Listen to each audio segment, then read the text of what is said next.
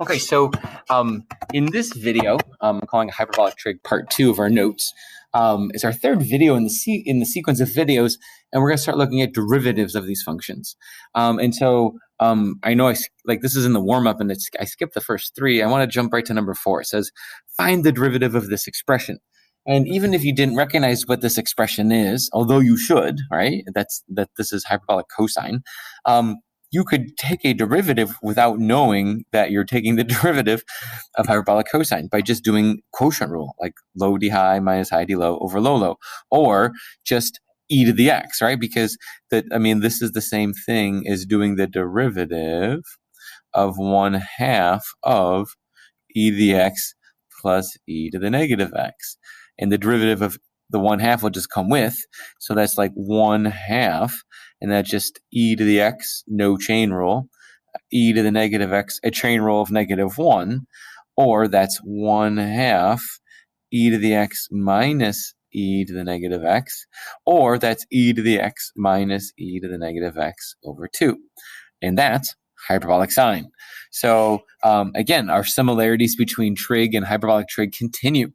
Right, the derivative, therefore, right, the derivative of our hyperbolic cosine function is actually just equal to hyperbolic sine.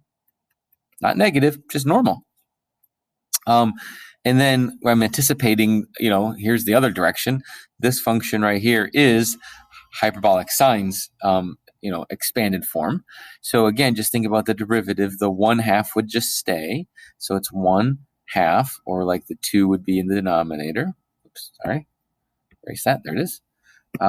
So the 2 is in the denominator. The derivative of e to the x is itself.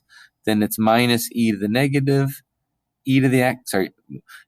Then it's negative e to the negative x times the derivative -1, which actually becomes e to the x plus e to the negative x over 2, which is hyperbolic cosine. So there's a similarity, yet there's a difference. That the derivative of the hyperbolic sine is hyperbolic cosine and vice versa. There's no negative, like there is under normal trig. So the derivative of Cinch is equal to cosh. Okay? And you're going to find more similarities with some of your other derivatives, and we'll actually prove this one right here. So this is, if we think about, this is sine. If I put it over 2 and put it over 2, that's like sine over cosine. So this is really the derivative of hyperbolic tangent. And so we're anticipating, maybe it'll be hyperbolic secant squared, right? So if we do the quotient rule, so low d high, so low e to the x plus e to the negative x, d high, so then e to the x, and then it's going to become minus a negative e to the negative x, so it becomes plus e to the negative x. Because that chain rule, minus high e to the x minus e to the negative x, d low, so then that's e to the x, and then the derivative will have a negative in it, so minus e to the negative x, all over low low, which is e to the x plus e to the negative x squared. So when we start simplifying that numerator, so e to the x times e to the x is e to the 2x. And then we've seen this in the last 2 videos ago. There's e to the 0. There's another e to the 0. So I have 2 of these e to the 0s. And then plus e to the negative 2x. And then minus, and then we're going to get e to the 2x. And then here we're going to get minus 2e to the 0s. And then we'll get plus e to the negative 2x. And again, that's still over our denominator, e to the x, plus e to the negative x squared. Well, just like that, when we identified the Pythagorean quote-unquote identity there, e to the 2x will cancel this e to the 2x because of the subtraction. E to the negative 2x will cancel with this because of the subtraction. And I'll get 2 minus a negative 2, or I'll get 4. So I will get 4 over e to the x, 4 over e to the x plus e to the negative x is a quantity squared. Now, thinking about what I'm trying to obtain, I also notice that 4 is a perfect square, right? 4 is 2, squared. So if I thought about that as 2 divided by e to the x plus e to the negative x and squared that whole quantity, well, that's the reciprocal of a hyperbolic cosine, which we know is hyperbolic secant. So yeah, so that one does hold true. That the derivative of hyperbolic tangent is hyperbolic secant squared. So and then I mean you could do the other 3 as an exercise if you want. I'm just gonna write them down here. Not everything holds true. That we already saw that, right? The derivative of cinch is cosh, yet the derivative of cosh is just normal cinch, and there's no negative. Now we just found out that the derivative of tangent is hyperbolic tangent, I should say, is hyperbolic secant squared. Now, the other ones, so we are used to maybe thinking, oh, derivative of secant is secant tangent. So the derivative of hyperbolic secant, is that also hyperbolic secant, hyperbolic tangent? The answer is yes, but it has a negative. So again, not everything is going to be exactly the same. So negative hyperbolic secant of x, hyperbolic tangent of x. And the same thing with hyperbolic cosecant. Now, normally that is negative, and it's still negative. So negative hyperbolic cosecant of x, cotangent of x. And then cotangent was not an hyperbolic function. It was negative cosecant squared. So this one is sort of like that, but it is the only one that actually holds true. It's still negative, and then it's hyperbolic cosecant squared of x. So again, there's some interesting similarities, but then obviously some distinct differences. Okay, so know your derivatives, and then one of the things I like about hyperbolic trig functions is that they actually model like a free hanging like I guess wire or cord or string that's attached to 2 poles, like 2 telephone poles or 2 electrical wires, like this natural hanging. It's not a parabola at all.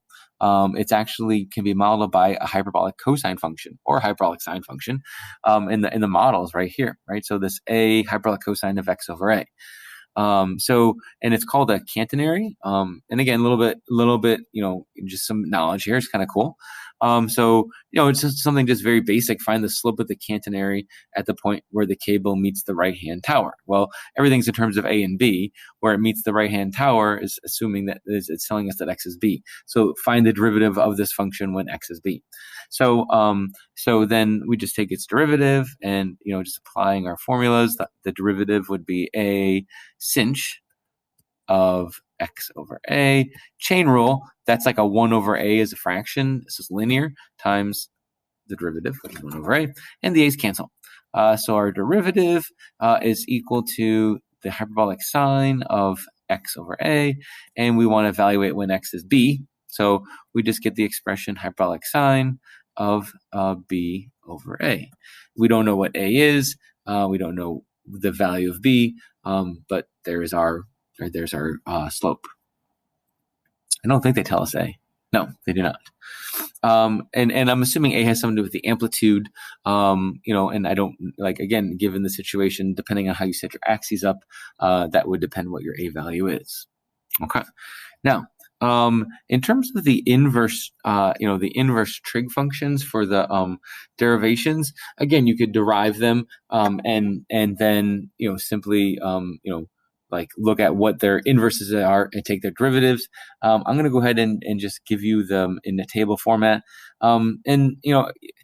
There's this is just an introduction, and if we spent more time on these functions, I think I'd be a little bit more rigorous and more strict on where they came from and developing their proofs. But for now, the derivative of hyperbolic sine is an inverse function. Would be 1 over the square root of x squared plus 1. Put that all in the square root. And then for cosine hyperbolic, it's 1 over the square root of x squared minus 1. And assuming there'll be chain rules, right? So that we have to watch out for that. Now, what's interesting for hyperbolic tangent and then cotangent when we get down there is that they're the exact same derivative. So 1 over 1 minus x squared. And that's the same thing as cotangents. which is down here, 1 over 1 minus x squared. And then to fill in cosecants and secants. So secants is negative 1 over x times the square root of 1 minus x squared. And then cosecants is pretty similar to that. Negative 1 over, there's a little bit of a domain issue, so it's the absolute value of x, and then the square root of 1 plus x squared. So again, I'm not really going to be strict in this unit on the inverses and having those memorized, but that's what they are.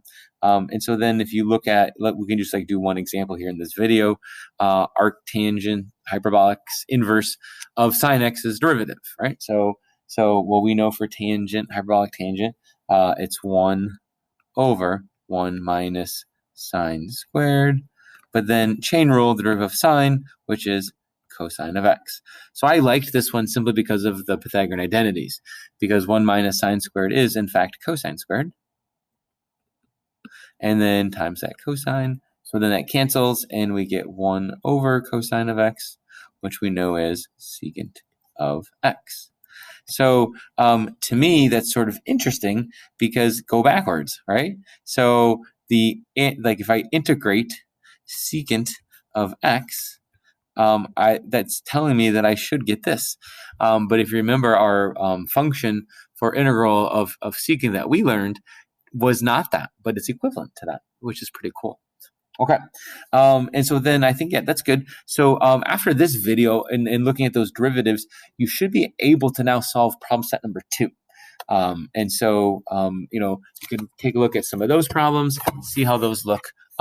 I would make sure you know the derivatives of the hyperbolic functions.